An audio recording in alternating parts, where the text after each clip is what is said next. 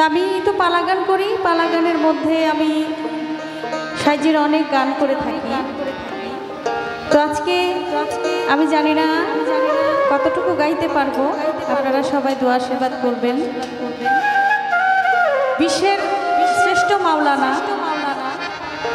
Jalaluddin Rumi তিনি একটি তার কিতাবে লিখেছিলেন মসনবী শরীফের মধ্যে, যদি জীবনে কোনোদিন কোনো কিছু নাই হইতে পারো, পথের ধুলি হয়ে পথের সাথে মিশে যাও।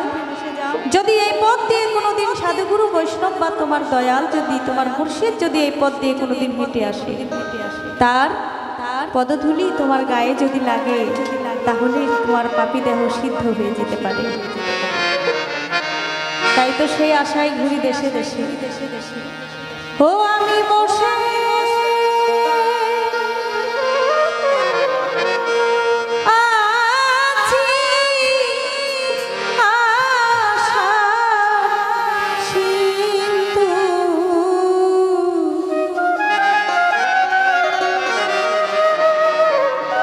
হকুলে সদা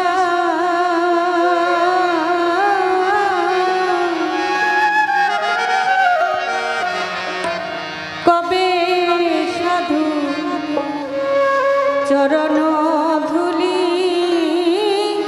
মোরে লাগিবে গা। ও আমি বসে আছি আশার সিন্ধু ফুলেতে সদা। ও আমি বসে আছি আশার সিন্ধু ফুলে সদা, কবে সাধু চরণ ধুলি মোর লাগিবে গা। কবে সাধু চরণ ধুলি।